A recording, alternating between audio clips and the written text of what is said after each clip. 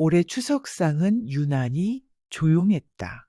벌겋게 달궈진 전골에서 김이 솟아도 넓은 거실의 텔레비전 소리는 낮게 깔린 배경음 같았다. 식탁 위에 가지런히 놓인 흰 봉투 더미, 누구나 한 번쯤은 만져봤을 뻣뻣하고 싼 종이의 감촉.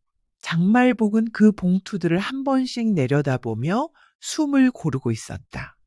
이른이 두어 거름 남은 나이. 손가락 관절은 구부릴 때마다 모래를 씹는 듯 아팠지만 표정에 내비치지 않았다. 처음부터 오늘 이 상은 조용할 수 없다는 걸 장롱 깊숙이 숨겨둔 다이어리 표지에 적힌 날짜가 알려주고 있었으니까. 어머니, 손님들 거의 다 오셨어요. 며느리 한소라가 주방에서 얼굴을 내밀었다. 목소리는 공손했지만 끝자락에 매달린 얇은 빙긋거림은 빛나는 스테인리스 냄비처럼 미끄러웠다. 장말복은 번들거리는 그 미소가 오래전부터 마음에 닿지 않는다는 사실을 자신만 알고 있었다. 사람의 마음이란 따뜻한 국처럼 우러날 때가 있고 냉장고에서 금방 꺼낸 과일처럼 결이 차갑게 도는 때가 있다.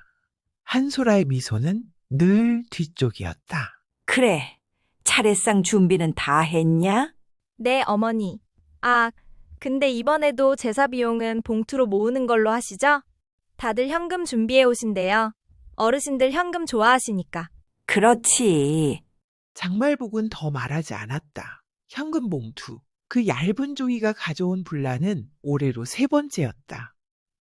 첫 번째 해엔 봉투 하나가 빈 채로 발견됐다. 누구도 책임을 인정하지 않았고 모두가 서로를 의심했지만 결국 아무 일 없이 넘어갔다.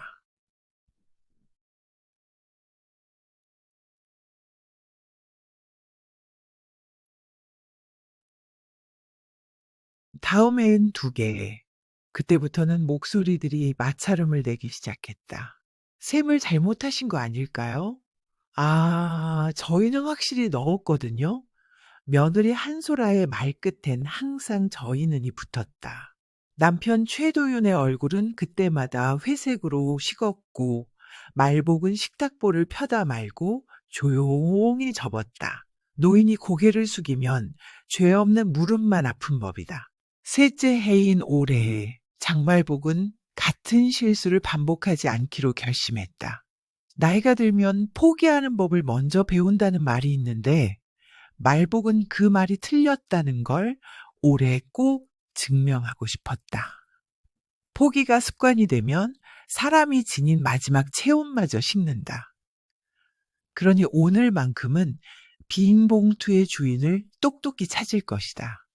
그리고 그 사실을 가장 고요한 방식으로, 그러나 가장 잔인한 정확도로 모두에게 알릴 것이다. 현관문이 열릴 때마다 차가운 공기가 들어왔다.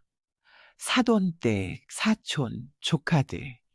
장말복은 손님들을 맞이하며 낯빛을 살폈다. 사람의 마음이 가장 잘 드러나는 곳이 어디냐 묻는다면 말복은 서슴없이 손이라고 답할 것이다. 봉투를 건네는 손 어색하게 떨리는지, 익숙하게 던지는지, 혹은 뭐라도 숨기는지, 그 미세한 떨림을 오늘은 놓치지 않을 생각이었다. 식탁 중앙, 봉투 더미 옆에는 투명한 아크릴 박스가 놓여 있었다. 작고 투명한 입구, 한 번 들어간 봉투는 다시 빼기 어렵게 설계된 환영 입구, 장말복이 손수 주문에 만든 것이다.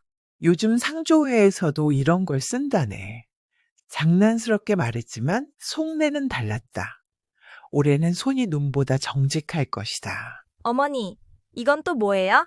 새로 해보는 거다. 명색이 집안 행사가면 셈은 정확해야지. 그렇죠. 정확해야죠. 한소라는 웃으며 박스를 살폈다. 웃음은 늘 환하지만 눈동자는 물처럼 고요했다. 깊이를 가늠하기 어려운 물은 더 조심해야 한다. 장말복은 주머니에서 작은 스탬프 하나를 꺼냈다. 무색의 잉크가 든 자외선에서만 드러나는 미세 스탬프. 종이 모서리에 살짝 찍으면 고양이 발바닥 모양이 뜬다. 올해 준비물의 핵심. 봉투를 건네받을 때 미세하게 모서리를 찍고 박스에 넣는다. 누구도 알아차리지 못한 채 이후 봉투가 교체되면 스탬프는 사라진다. 너무 노골적인 덫은 늘 먼저 들킨다. 반대로 너무 섬세한 덫은 마지막까지 아무도 모른다. 사람들이 모였다. 국이 끓고 전이 쌓이고 술잔이 돌았다. 올해는 다들 힘들었지. 그래도 건강이 최고지. 말복은 상위로 번지는 온기를 지켜보았다. 아주 잠깐 이 집이 그토록 지키고 싶던 무언가로 가득 차는 순간. 그러나 따뜻함은 되게 불안정하다. 끓는 점은 짧고 식는 속도는 빠르다.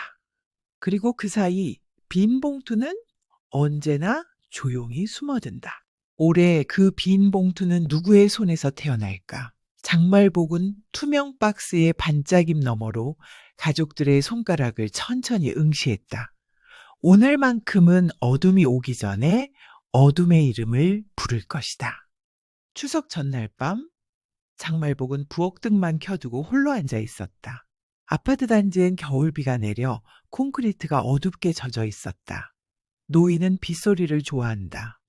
말하지 않아도 세상이 스스로 소리를 정리해 주는 것 같아서. 그러나 오늘은 그 소리가 머릿속의 계산을 더 선명하게 했다. 작년 추석 둘, 재작년 하나, 3번의 빈 봉투. 어쩌다 한 번의 실수로 보기엔 패턴이 분명했다. 누군가 방법을 익혔다. 그리고 더 대담해졌다. 손자 민우가 자다 깼는지 작은 발소리로 다가와 할머니 무릎에 턱을 괴었다. 할머니 봉투는 뭐야? 아이의 눈은 세상 모든 비밀에 언제나 천연덕스럽게 닿아 있었다. 봉투는 말이다. 민우야. 어른들이 마음을 모으는 주머니 같은 거야. 그럼 마음은 왜 종이에 넣어? 사람이니까. 마음을 눈으로 보고 싶을 때가 있거든. 눈으로 볼 수 있으면 좋은 거야? 좋을 때도 있고 나쁠 때도 있지. 민우가 돌아가고 나서 말복은 서랍에서 작은 수첩을 꺼냈다. 얇지만 질긴 종이, 파란 펜으로 적힌 숫자들, 해마다 모인 액수와 쓴 내역을 적어뒀다. 내역이란 늘 기가 막히게 싱크를 맞춰왔고 남거나 모자라는 일은 없었다. 그럼에도 빈 봉투가 있었다는 건 누군가가 정확히 공금의 투명성을 시험했고 통과했다는 뜻이다. 시험이 통과되면 다음은 반복이다. 그녀는 올해부터 내역을 바꾸기로 했다. 첫째, 봉투는 모두 투명 박스로 수압. 둘째, 봉투 모서리에 무색 스탬프. 셋째, 돈은 그 자리에서 세지 않는다 대신 모두 식사 후에 합계만 공지. 넷째, 사용처는 명세서가 아닌 현장 결제 중심으로 카드 영수증과 모바일 이체 기록이 쌓이면 빈 봉투의 유혹은 작아진다. 다섯째, 기록은 공유. 단톡방에 PDF로 올리고 열람 시간까지 캡처해둔다. 누가 어디서 고개를 돌리는지 타임라인은 굉장히 솔직하다. 하지만 말복은 기술만으로는 끝나지 않을 거라는 걸 알았다. 빈 봉투의 기술은 손끝에서 태어나지만 진짜 문제는 마음의 서랍에 있다. 탐욕은 늘 스스로 합리화한다. 우리도 힘들잖아. 한 번쯤은 괜찮지. 작년에도 아무 일 없었는데. 그 말들 뒤에 숨은 깎여나간 체면과 쌓여온 서운함. 그것들이 명절의 숟가락처럼 서로 부딪혀 소리를 내는 것이다. 추석 당일 오전 손님들이 들어왔다. 고모부는 늘 그렇듯 봉투를 불쑥 내밀었고 조카는 휴대폰만 만지작거리다 민망한 미소로 봉투를 건넸다. 말복은 봉투 모서리를 너무 티나지 않게 스탬프로 톡톡 찍었다. 한솔아는 살갑게 나물 무침을 나르며 어머니, 제가 대신 받아서 넣을게요. 하고 봉투를 챙겼다. 그녀의 손놀림은 가볍고 매끄러웠다. 투명 박스로 향하는 동선도 자연스러웠다. 그냥 살림 잘하는 며느리의 몸짓. 이 집안에서 그 이미지는 논란 없이 그녀의 것이었다. 그러나 장말복의 눈은 다른 것을 보았다. 아주 사소한 지연. 봉투를 받아든 뒤 주방 쪽으로 반걸음 물러나며 봉투의 상단을 살짝 누르는 동작. 종이가 구겨지지 않을 정도로 하지만 내부를 감지할 수 있을 만큼 말복은 속으로 숫자를 셌다. 하나, 둘, 셋에서 넷 사이에 한소라는 봉투를 박스로 넣었다.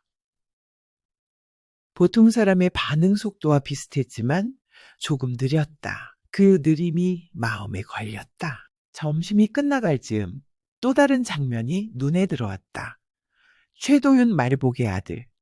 그는 사람들 사이를 오가며 인사를 받았고 중간중간 휴대폰을 확인했다.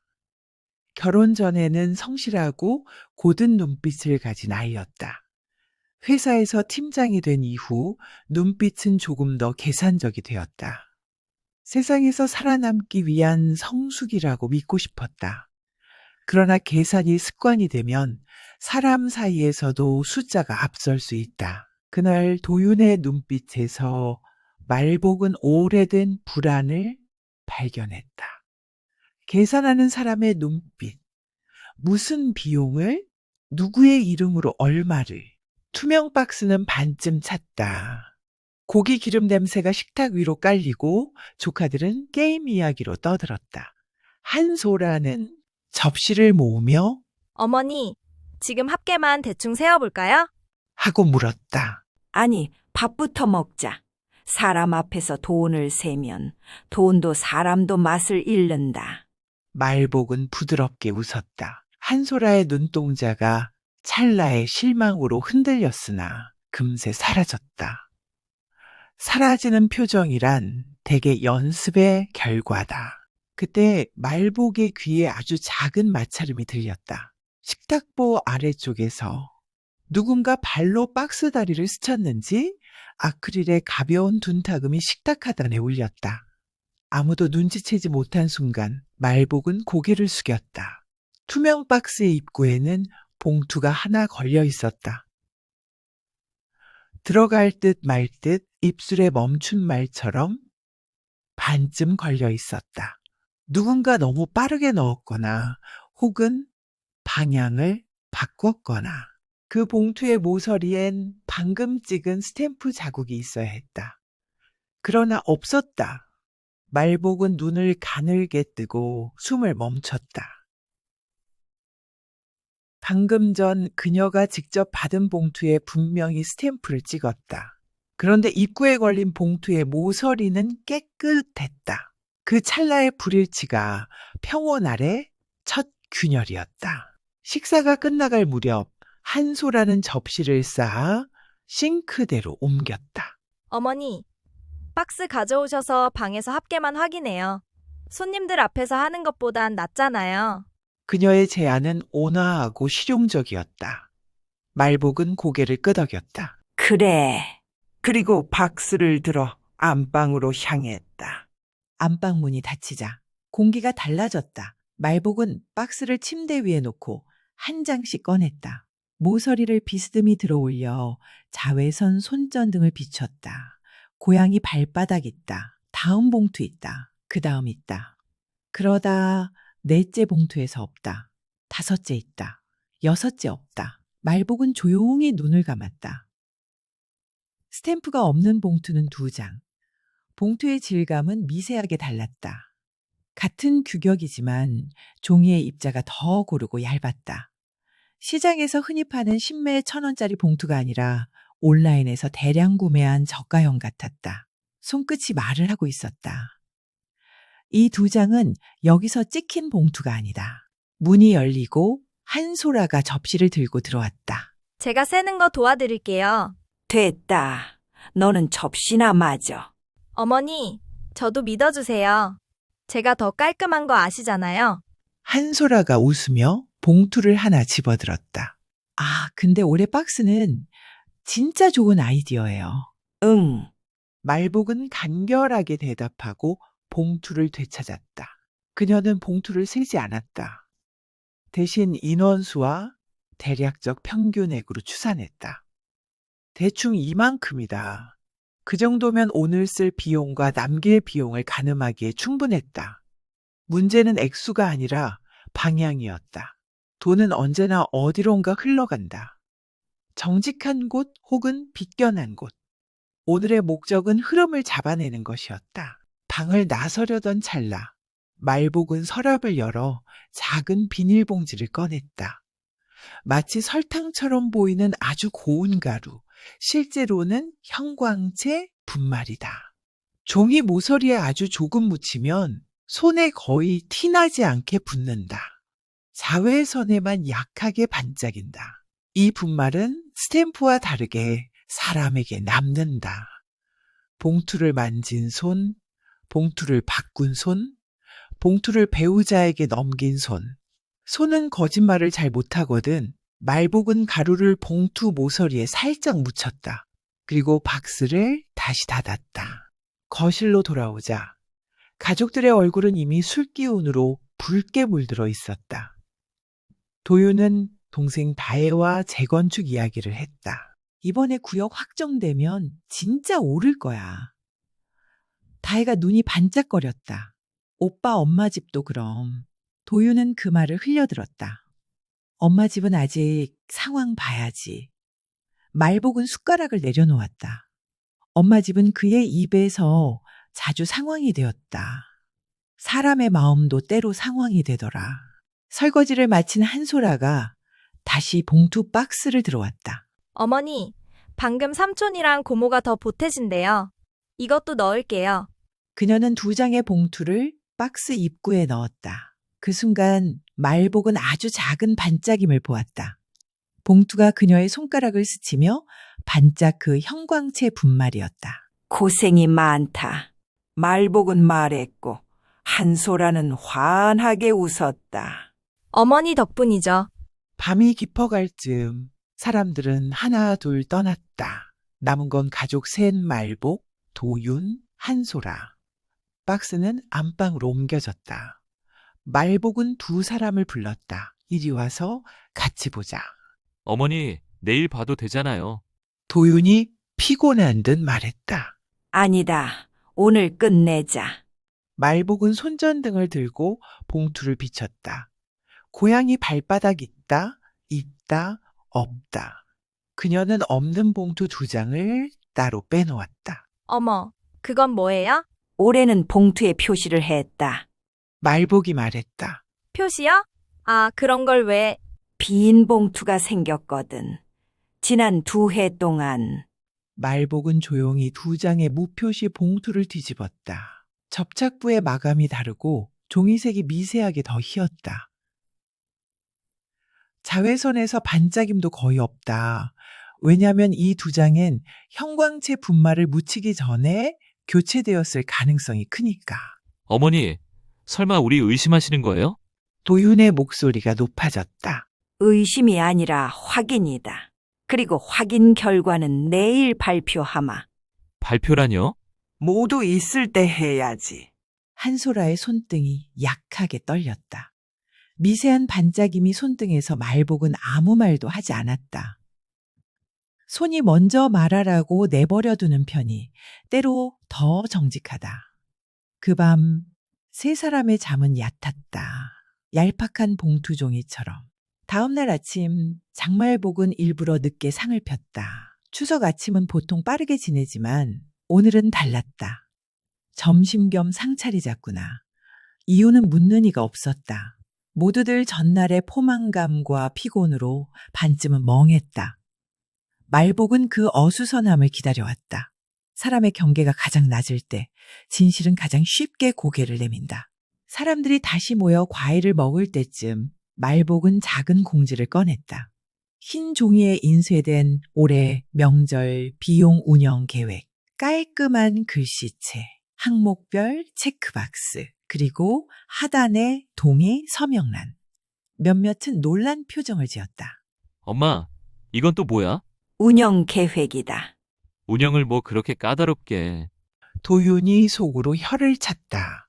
한소라는 씩 웃었다. 좋아요. 저 이런 거 좋아해요. 투명한 게 제일이죠. 그녀가 가장 먼저 펜을 들어 이름을 적었다. 한소라 획이 분명하고 길었다. 말복은 투명 박스를 식탁 한가운데 올려놓았다. 이제 합계 발표하마. 손전등을 꺼냈다. 방금 구워낸 도라지 무침의 달큰한 냄새 사이로 자외선의 냉기가 번졌다. 말복은 한 장씩 봉투를 들어 모서리에 비쳤다. 고양이 발바닥 있다. 모두의 얼굴에 묘한 웃음이 번졌다. 어머니의 장난 정도라고 생각하는 듯 했다.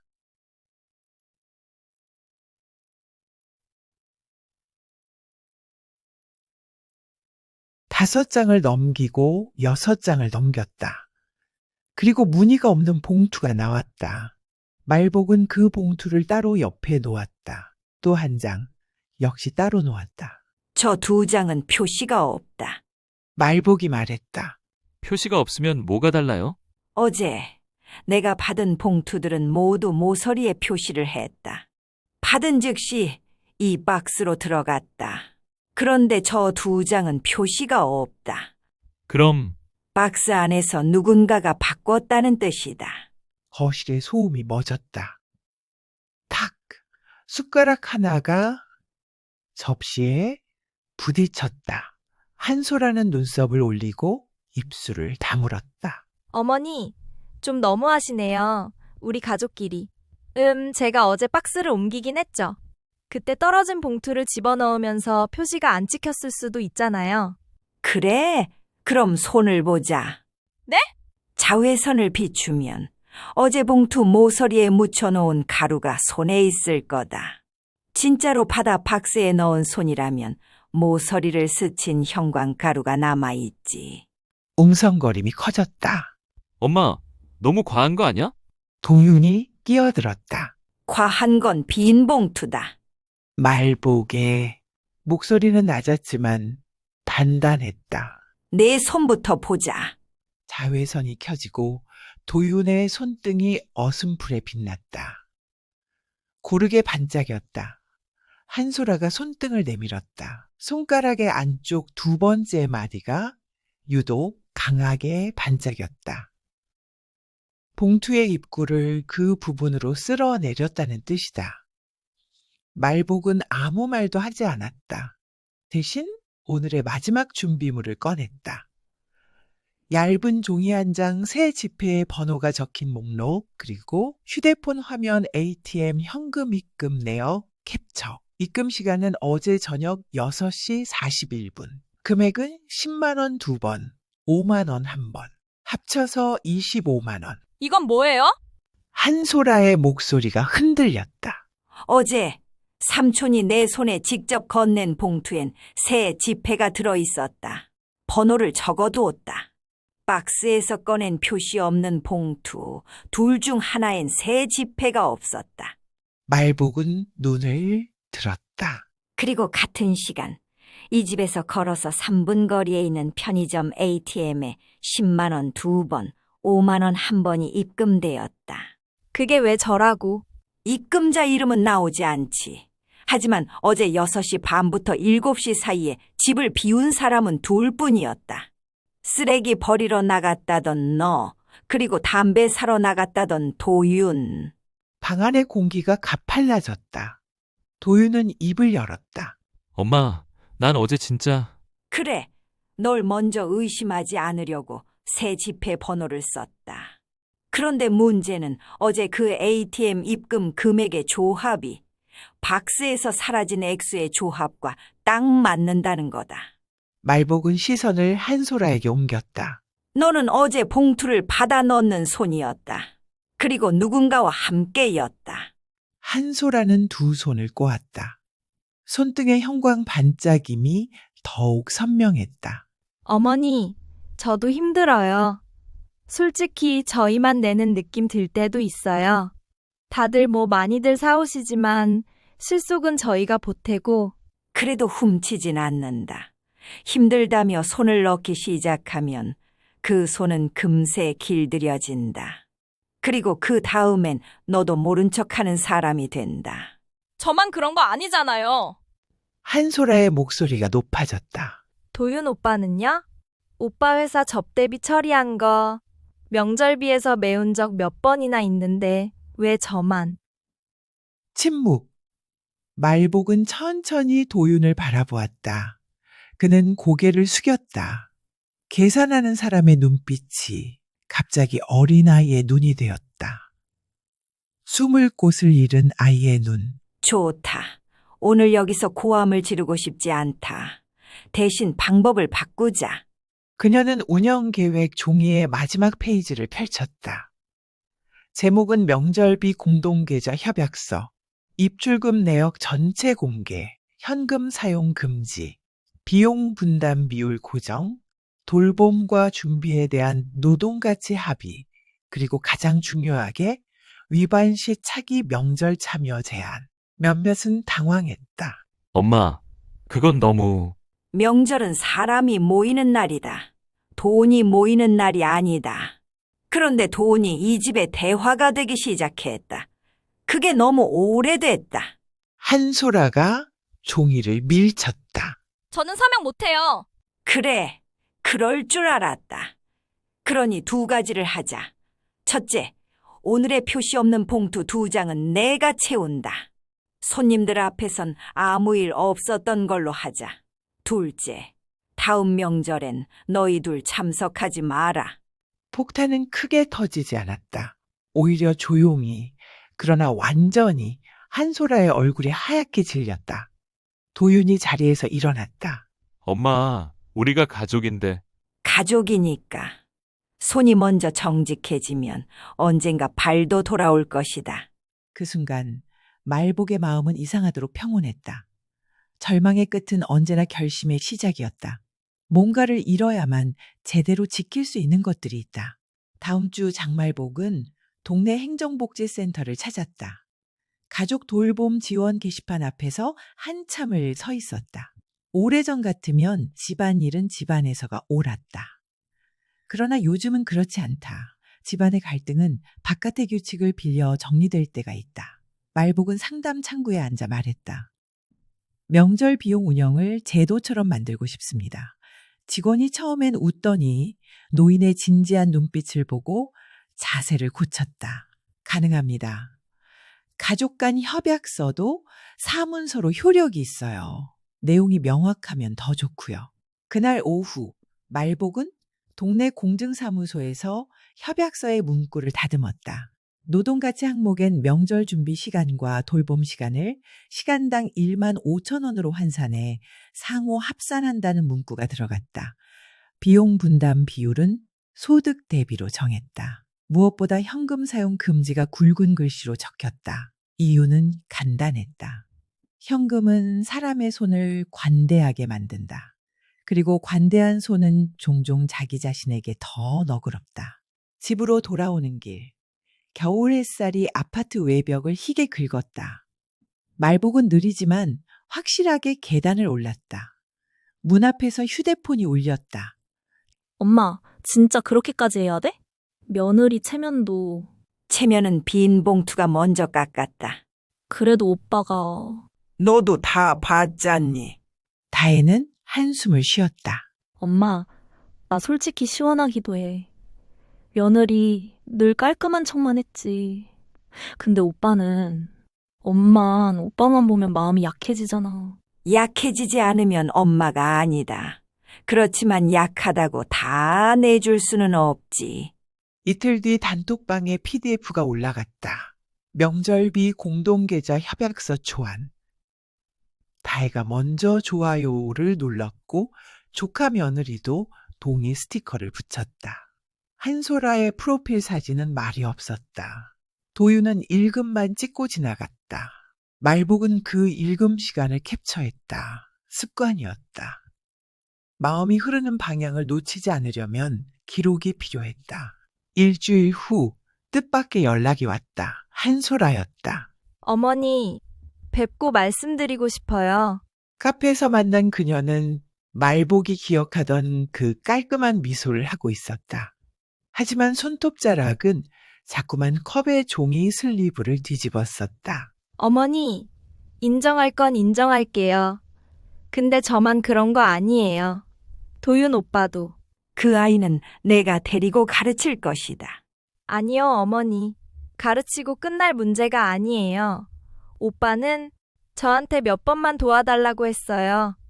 작년 연말에 접대비 처리 꼬인 게 있어서 이번에 보너스 받으면 메꾼다고. 말복의 눈꺼풀이 가늘게 떨렸다. 그래서 내가 봉투를 바꿨냐? 네. 근데 어머니, 저는요, 집안에서 늘 죄인처럼 살았어요. 시댁 식구들 오면 살림 못하면 비난받을까봐 늘 더 준비하고 더 웃었어요. 그 웃음이 어머니 눈엔 미웠겠죠. 미운 게 아니었다. 내 웃음은 날 지나간 것처럼 만들었다. 오래 살다 보면 사람은 투명해진다.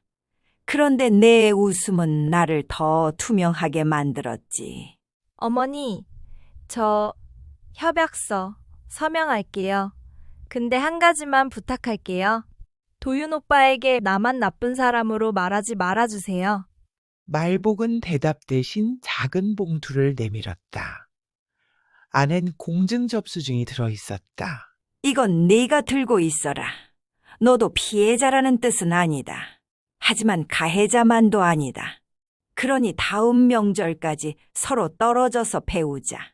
그날 밤 말복은 도윤을 불렀다. 식탁에 앉힌 뒤 아주 오래된 사진을 꺼냈다. 젊은 부부가 웃고 있었다. 남자가 여자에게 장갑을 씌워주고 있었다. 내 아버지다. 아버지, 그 사람은 돈을 벌어다 주었지만 돈으로 사람을 판단하진 않았다. 내가 얼마나 힘든지 안다. 그런데 힘들다고 남의 봉투를 스치기 시작하면 너는 너 자신을 제일 먼저 잃는다. 도윤은 오래 울었다. 제법 커진 남자의 울음은 조용했다. 말복은 그 울음이 사과가 아니라 결심으로 이어지길 바랐다. 고요가 오래 가진 않았다. 협약서가 가족들로부터 대체로 동의를 얻어가던 그때 기이한 소문이 돌기 시작했다. 말복이 며느리 돈 훔쳤다더라. 박스까지 만들어서 돈을 자기 집으로 빼돌렸대. 출처는 희미했지만 방향은 분명했다. 누군가 의도적으로 노인을 도둑으로 보이게 하고 있었다. 말복은 소문을 정면으로 마주하기로 했다. 다음 주말 가족 단톡방에 가족 회의를 공지했다. 장소는 작은 빌딩 2층 회의실. 아는 후배가 운영하는 스터디룸을 빌렸다. 엄마, 집에서 하지 왜 거기까지? 집은 밥 먹는 데지 재판하는 데가 아니다. 회의실, 하얀 보드, 플러그, 적당히 딱딱한 의자. 사람들의 표정은 불편했다. 도윤은 굳은 얼굴로 들어왔고 한소라는 끝까지 시선을 바닥에 떨어뜨렸다. 시작 전에 말복은 테이블 위에 3가지를 올려놓았다. 협약서 최종본, 올 추석 명세 PDF 출력물, 그리고 계좌 입금 내역. 모두 클리어 파일에 꽂혀 있었다. 오늘은 2가지만 말하겠다. 하나, 소문에 대해. 2, 앞으로에 대해. 그때 문이 열리더니 뜻밖에도 외삼촌이 들어왔다. 그 뒤로 고모, 사촌까지. 말복은 자리에서 일어나 인사했다. 말복은 먼저 올 추석 명세를 보드에 붙였다. 수입 각자 낸 금액, 지출 장보기, 제사상, 기타 비용 합계는 정확히 맞았다. 그리고 구석에 작게 표시 없는 봉투이라고. 저건 뭡니까? 빈 봉투였다. 그럼 누가? 그 얘기를 하려 왔다. 나는 누가 나쁜 사람인지를 밝히려는 게 아니다. 누가 납득할 만큼 책임을 질 건지를 얘기하러 왔다. 그녀는 자외선, 손전등을 켰다. 불빛이 형광처럼 퍼졌다. 여기 계신 분들 중 몇 분은 어제 제 손등을 보셨다. 오늘은 그럴 필요 없다. 이미 다 정리했다. 손에 반짝임보다 더 확실한 게 있으니까. 그녀는 계좌 입금 내역을 화면에 띄웠다. 입금 6시 41분 10만 원. 6시 43분 10만 원.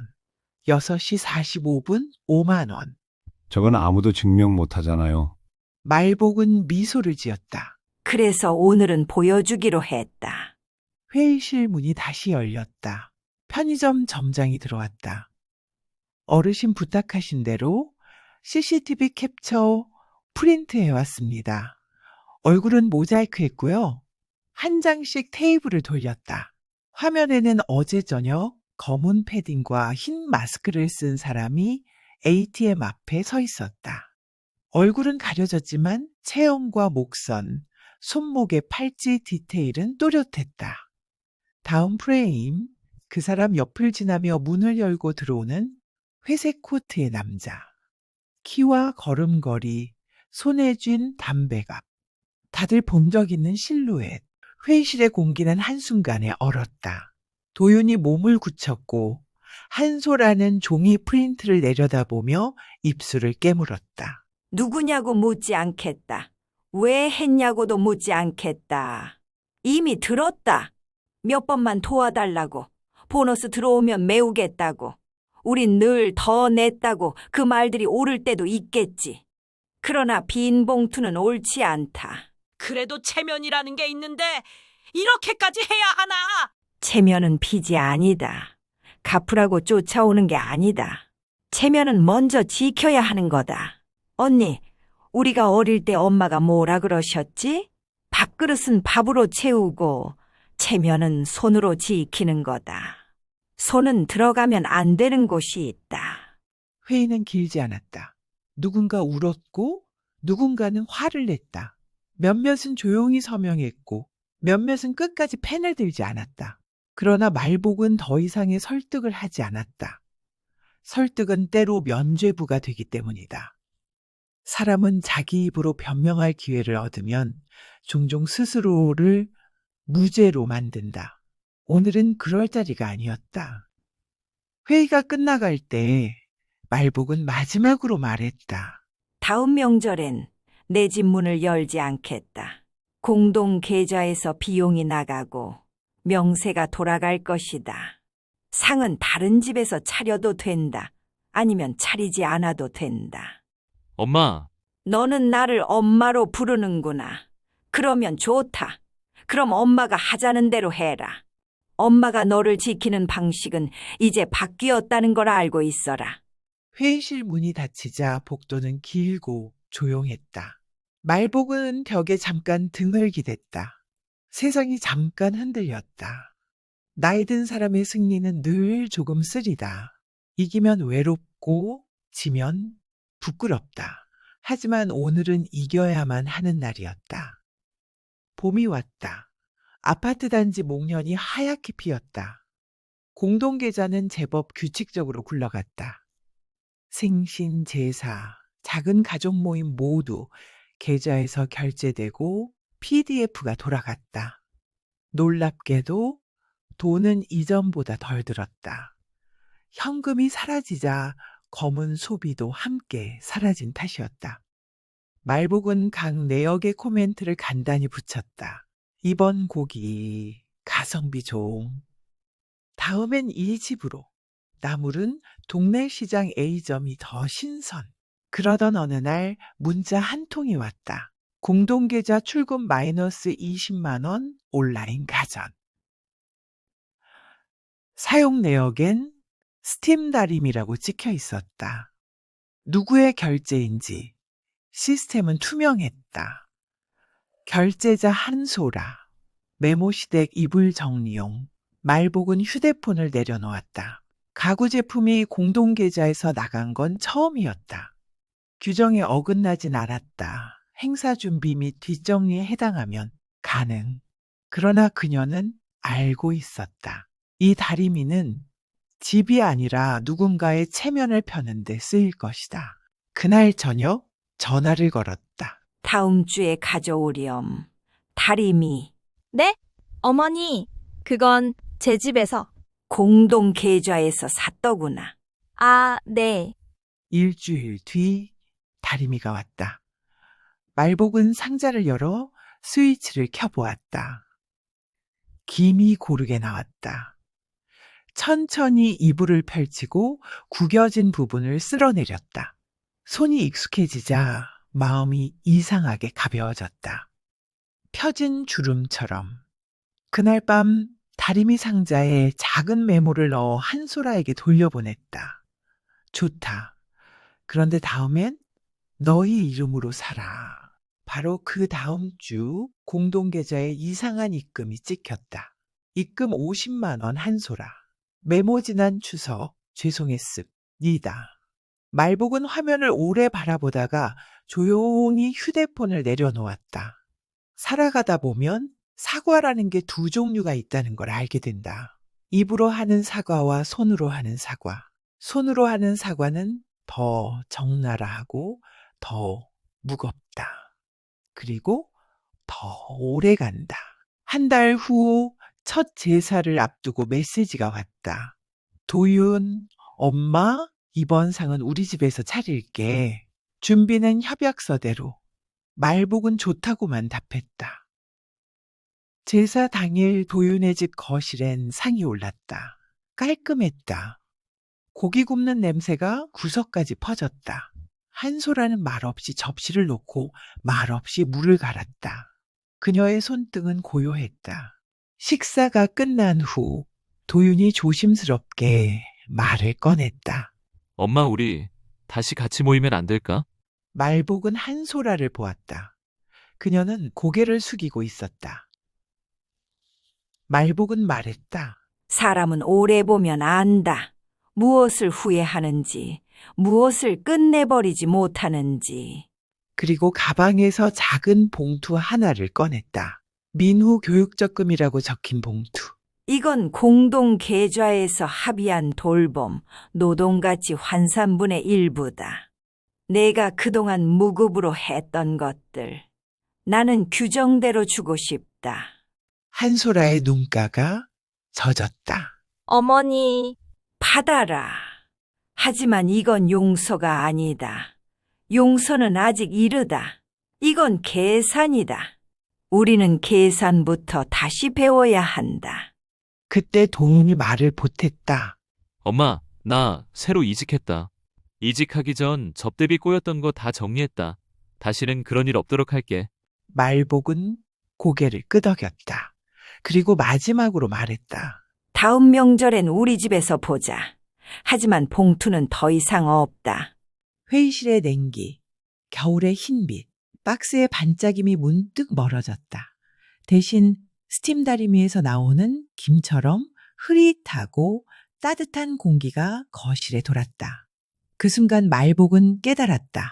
사람의 손이 한번 길들여졌다면 다시 배우는데도 시간이 걸린다는 것을. 그러나 손이 배운다는 것은 결국 마음이 배운다는 뜻이었다. 여름이 왔을 때 말복은 오래 미뤄둔 서랍 하나를 열었다. 남편의 유품 상자, 노란 병원 봉투, 오래된 편지, 흑백 사진, 그중에 한 장의 영수증이 끼어 있었다. 1999년 제사비 현금.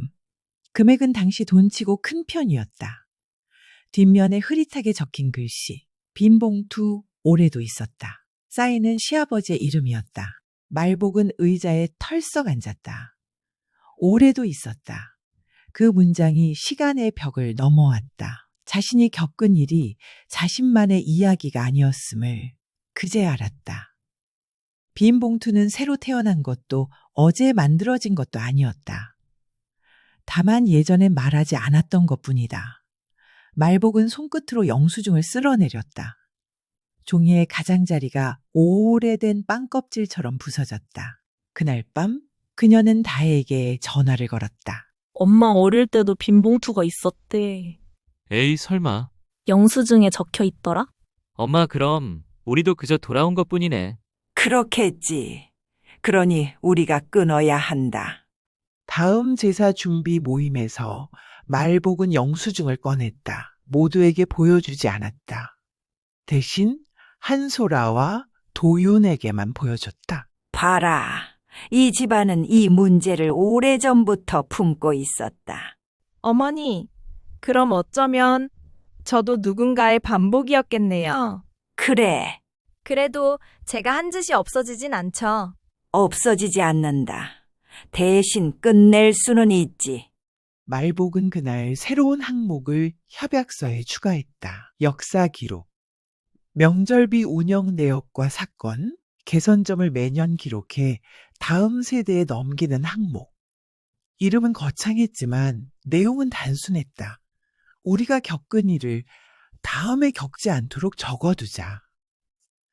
사람의 기억은 쉽사리 흐려지고 흐려진 기억은 습관을 불러온다.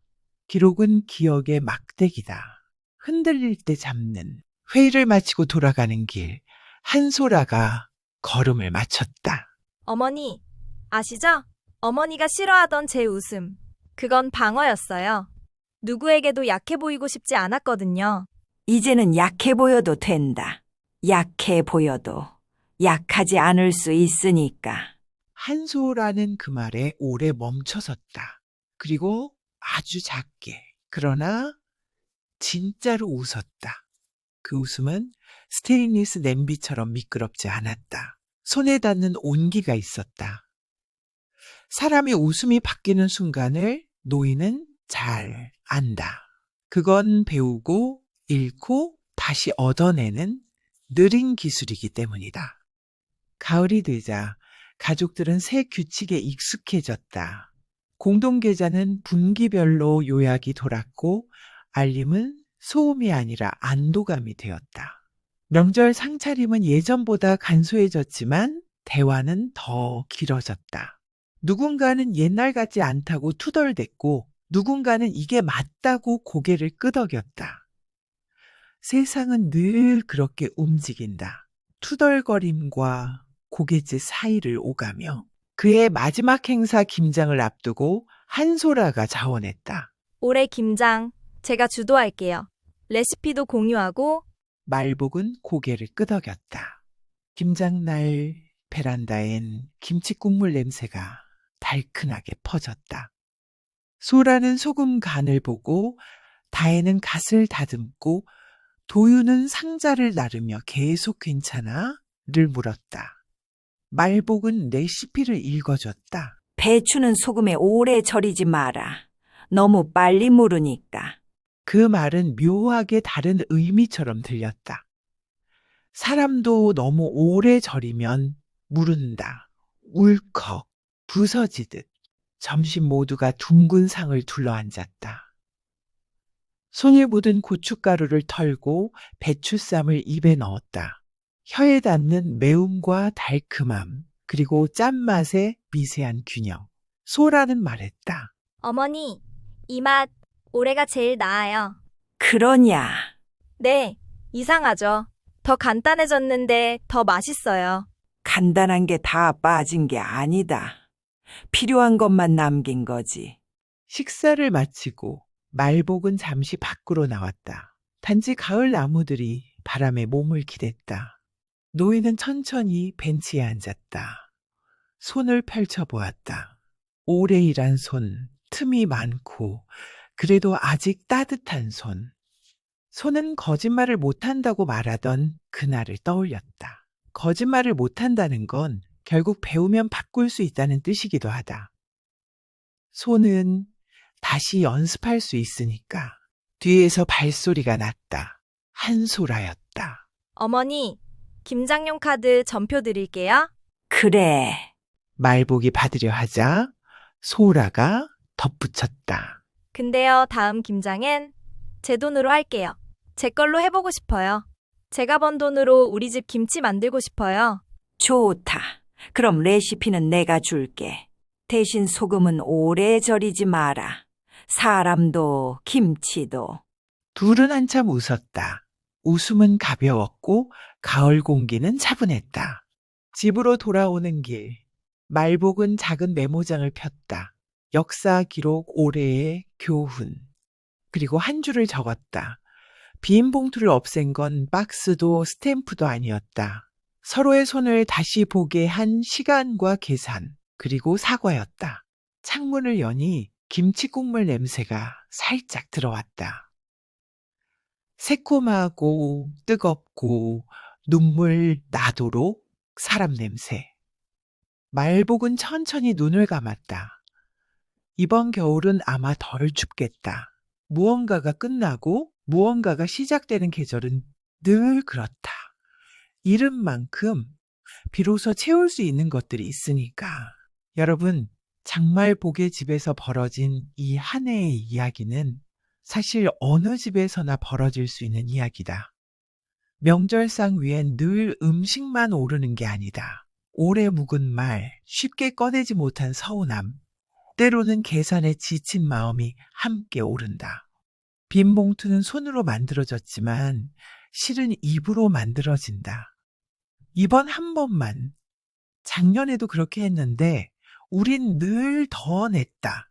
그 말을 허락하는 순간 손은 곧장 길을 기억한다. 장말복의 한 일은 거창하지 않았다. 투명 박스, 무색 스탬프, 형광 분말, 공동계좌, 협약서 모두 도구일 뿐이다. 진짜 변화를 만든 건 도구가 아니라 기준이었다. 돈을 모으는 방식이 아니라 마음을 묶는 방식. 누구의 체면을 세워주기보다 모두의 손을 정직하게 만드는 방식. 그리고 결정적으로 사과를 입이 아니라 손으로 하게 만든 방식. 복수란 무엇일까? 누군가에게 더 큰 상처를 주는 걸까? 아니면 다시는 같은 상처를 되풀이하지 않게 하는 걸까? 장말복의 복수는 조용했다. 빈 봉투를 들춰내고 규칙을 세우고 떠나보낼 사람을 떠나보냈다. 그 대가로 그는 외로움을 치렀다. 그러나 그 외로움 덕분에 다음 세대는 같은 모양의 외로움을 덜 치를 것이다. 그게 어른의 싸움이다. 크게 터뜨리는 대신 오래 닦는 싸움. 다음 명절, 그 집 식탁의 봉투는 사라졌다. 대신 투명한 계좌 내역과 손에 남은 고춧가루 그리고 덜 절인 배추의 아삭함이 있었다. 누군가는 투덜댔지만 누군가는 오래 씹었다. 체면은 빚이 아니고 사과는 손으로 하는 것. 그리고 사람의 손은 다시 배울 수 있다는 것. 빈 봉투는 이렇게 사라졌다. 아니, 사라졌다기보다 자리를 잃었다. 더 이상 들어갈 곳이 없다. 그 자리에 남은 건 서로의 눈과 서로의 손뿐이다. 그 손이 다시 길을 잇지 않도록 우리는 매년 기록하고 매번 계산하고 가끔은 용서할 것이다. 필요한 만큼만. 그리고 언젠가 장말복의 손처럼 우리도 깨닫게 되리라. 진짜로 따뜻한 명절은 한 장의 봉투가 아니라 한 번의 정직으로 완성된다는 것을